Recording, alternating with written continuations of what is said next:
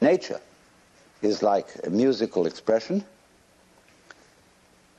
which means exactly what it says. Giraffes are giraffing, trees are treeing, stars are starring, clouds are clouding, rain is raining. And if you don't understand, look at it again. And people are peopling.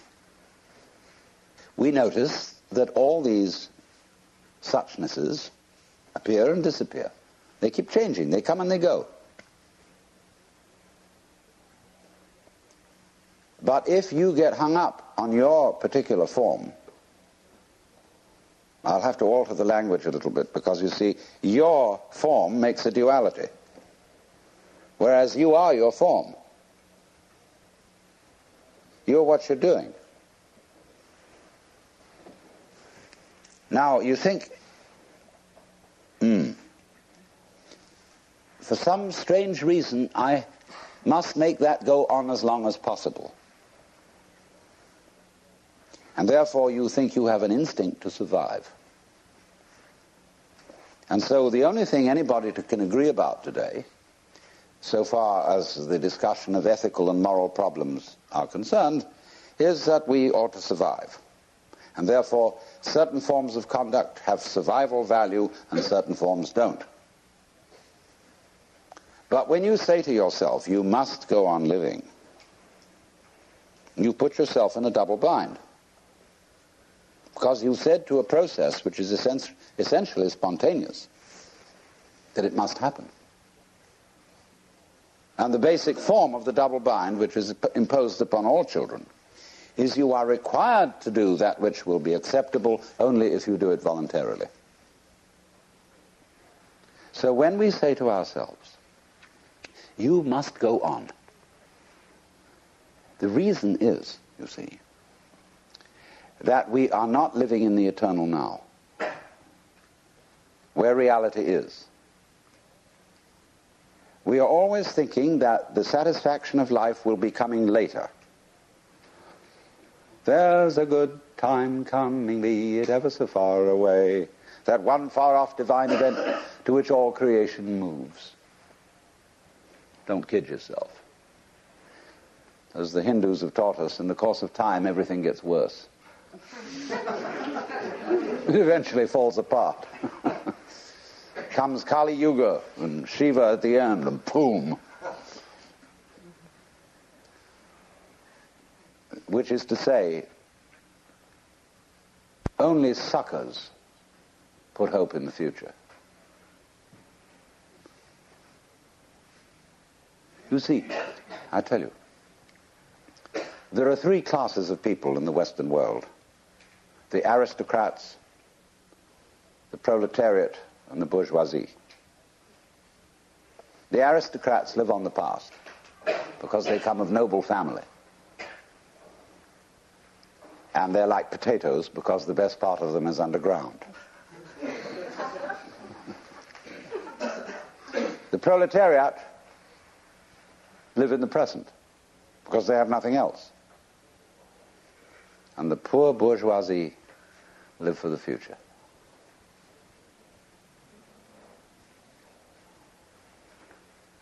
They are the eternal suckers.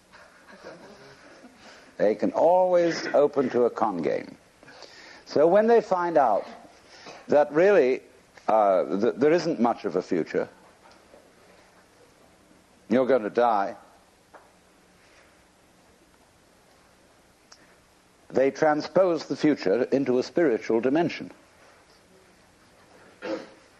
And they figure this material world is not the real world, but the spiritual world is the real world. And there will be somewhere, somehow, an eternal life for me. A charge to keep I have, a God to glorify, a never-dying soul to save and fit it for the sky. Well, then they say to them, what are you going to do there? Well, they haven't the faintest idea. You know that? If you ask theologians about what they think is going to happen in heaven, they just dry up. Oh, we're going to play harps. I mean, there's a symbolic meaning to that which I could go into, but the average person's idea of heaven is an absolute bore. I mean, it's like being in church forever. And children see this immediately. Children, when they hear a hymn like, weary of earth and laden with my sin, I looked at heaven and longed to enter in, they think, oh God, heaven is to be in church for always. And they think hell is preferable. There's at least some excitement going on. And you see it in medieval art. You go to the Metropolitan Museum in New York and you see Jan van Eyck's painting of the Last Judgment. Heaven on top, hell below. In heaven, everybody's looking like the cat that swallowed the canary, sitting in rows and very smug. God the Father as president. And, oh dear. Beneath this, there's a winged skull, like a bat. And squirming bodies, all nude, all being eaten by snakes, and I don't know, there's a fantastic thing going on. But in that, you see, Van Eyck had a ball painting that, because in medieval way, it was the only way you could get away with painting nudes. And sexy scenes, sadomasochistic, see? So that's naturally why hell became much more interesting than heaven. So, therefore, this hope for the future is a hoax. It's a perfect hoax. And maybe we will make spiritual progress. Everybody puts it off. Maybe if I work at yoga for 10 years, 20 years, and do this thing, I will eventually make it to moksha, to nirvana, whatever. That's nothing more than a postponement. It's this business of, because you're not fully alive now, you think maybe someday you will be. Look, supposing I ask you, what did you do yesterday? No, what did I do yesterday? In fact, I've forgotten. So, but most people will say, well, let me see now. Let me get out my notebook. I got up at 7:30 and I brushed my teeth and I read the newspaper over a cup of coffee. And then I looked at the clock and dressed and got in the car and drove downtown and did this and that in the office and so on, and you go on and on and on, and you suddenly discover that what you've described has absolutely nothing to do with what happened. You've described a scraggly, skeletal, fleshless list of abstractions. Whereas if you were actually aware of what went on, you could never describe it. Because nature is multidimensional. Language is linear. Language is scrawny. And therefore, if you identify the world as it is with the way the world is described, it's as if you were trying to eat dollar bills and expect a nutritious diet. Or eat numbers. A lot of people eat numbers. People play the stock market. They're doing nothing but eating numbers. And they're always unhappy. Absolutely miserable. Because they never get anything. So therefore, they always hope more is coming. Because they believe that if they eat enough dollar bills, eventually something satisfactory will happen. So eating the abstractions all the time, we want more time. Confucius very wisely said, a man who understands the Tao in the morning may die with content in the evening. Because when you understand, you don't put your hope in time. Time won't solve a thing. So when we enter into the practice of meditation, of yoga, we are doing something radically unlike other human activities. Of course, the way yoga is sold in the United States, like everything else, is that it's supposed to be good for you. It isn't. It has nothing to do with anything that's good for you. It's the one activity which you do for its own sake, and not because it's good for you, not because it will lead anywhere, because you cannot go to the place where you are now, obviously. Yoga is to be completely here and now. That's why the word yog means join. Get with it. Be completely here and now. This is the real meaning of concentration, to be in your center. And the Christian word for sinning in Greek is amatanin, which means to miss the point.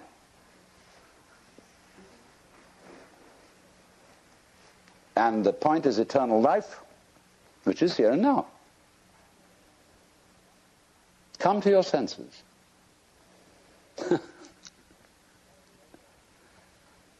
So yoga is defined in Sanskrit, in the Yoga Sutra, yoga chitta vritti nirodha. Difficult to translate, but roughly, yoga is the stopping of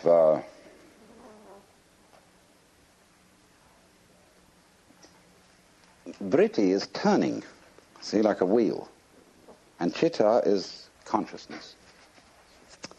Turnings in consciousness. In other words, the attempt of the mind to catch hold of itself, which is what we call thinking, worrying. So we could say loosely, yoga is the cessation of thinking. It's not the cessation of awareness, but of symbolizing, trying to touch reality in terms of thoughts, symbols, descriptions, definitions. Give it up. It's not easy because we do it habitually. But until there is silence of the mind, it is almost impossible to understand eternal life, that is to say, eternal now. If you could come to the place where you suspend conceptions. Conceptions in Sanskrit are called vikalpa. And so this state is called nirvikalpa, not conceptual. And this will be basic to everything I'm going to talk to you about. To understand non-verbal reality, non-conceived reality, what I call suchness, tathata. It's really very easy. It's too easy. That's why it's difficult. But that when you are fully aware and not thinking, you will notice some amazing absences. There is no past. Can you hear anything past, incidentally? Can you hear anything future? They're just not there to the plain sense of one's ears. Ears are easiest to begin with. Can you hear anyone listening to something else other than sound, you know? Can you hear the listener? No? Well, then presumably it's not there. Then you become again as a child. And simply forget all that you ever were told and contemplate what is. All these ghosts go away. That's weird. But they just go.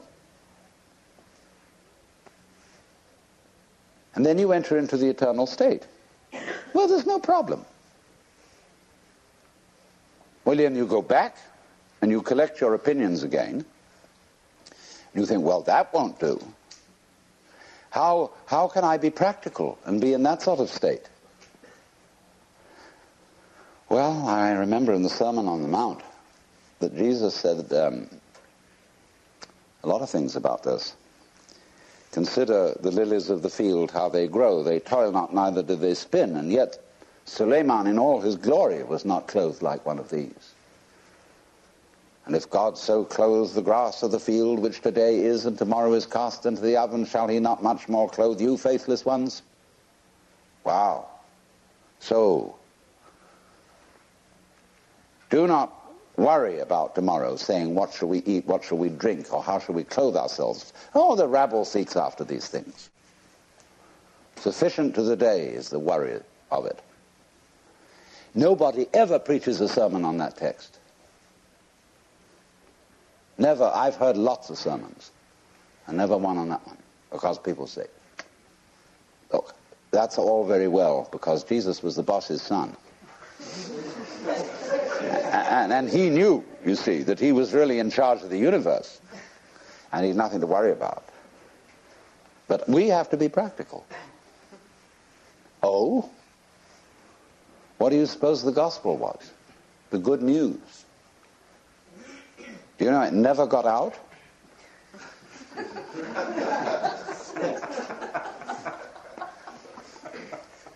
You too are the boss's son. That was the gospel. If Jesus had lived in India, they wouldn't have put him to death.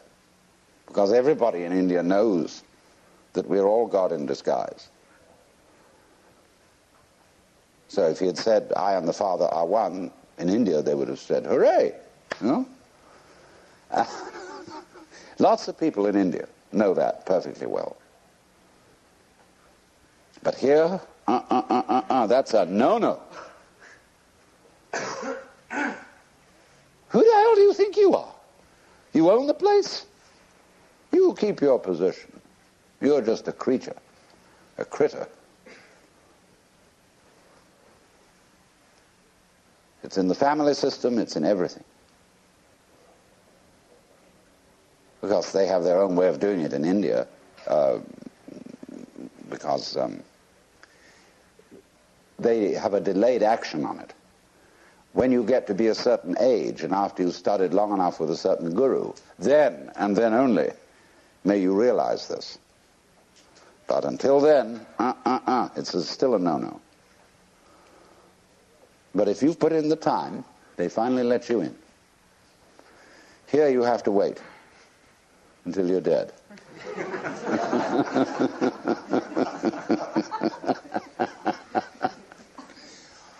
Well, all that's bullshit.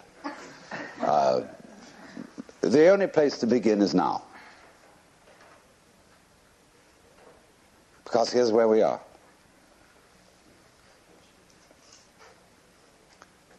So why put it off? A lot of people say, well, I'm not ready. What do you mean you're not ready? What do you have to be ready? Well, I'm not good enough because I'm neurotic.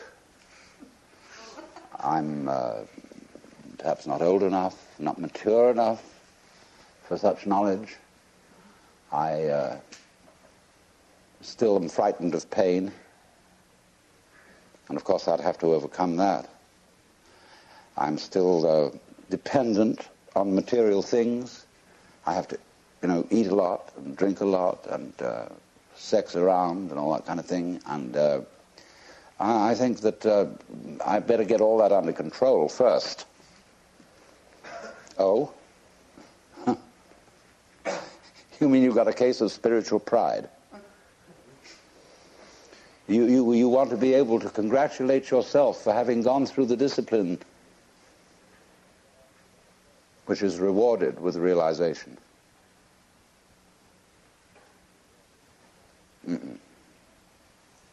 That is trying to quench fire with fire. In other words, the reason, wouldn't it be great to be a mystic? Look at it this way. I mean, crazy, to have no fear, no attachments, no hang-ups, to be as free as the air, so that, you could just wander out in the streets and give away all your clothes to the beggars and let go of the whole thing, let it all hang out. Wouldn't it be crazy to have that courage? And you look into yourself honestly, and you find that inside you're actually a quaking mess of sensitivity. So that this desire to be the great mystic is nothing more than a symptom of your quaking mess. It's self-defense.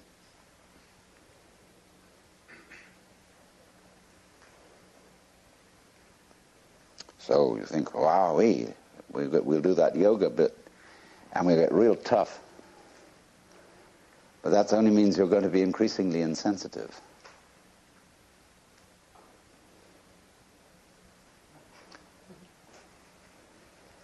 Running away from the quaking mess, escaping. You never can. You're stuck with it.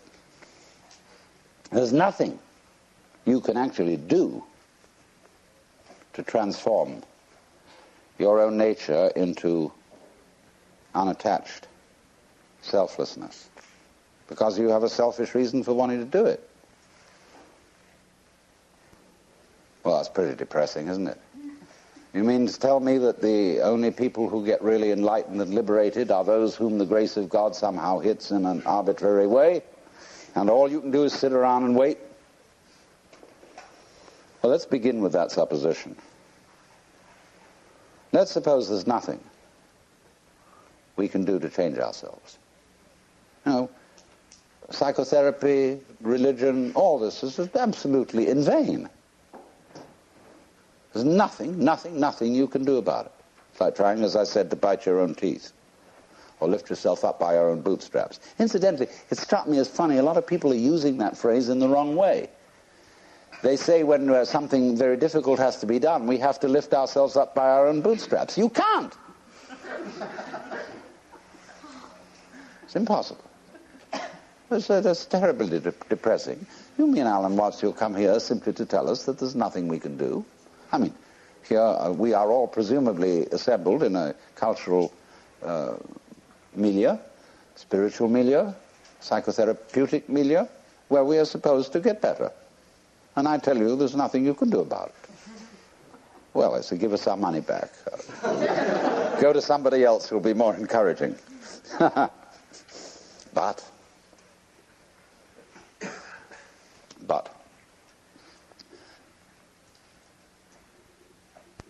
what does it mean that you can't do anything about it?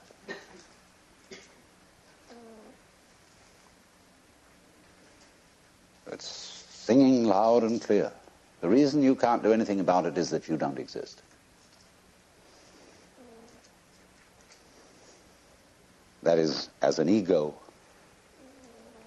as a soul, a separate will,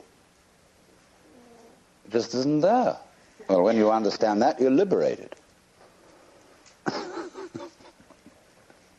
They say in Zen, you cannot take hold of it, nor can you get rid of it. In not being able to get it, you get it. When you are silent, it speaks. When you speak, it is silent.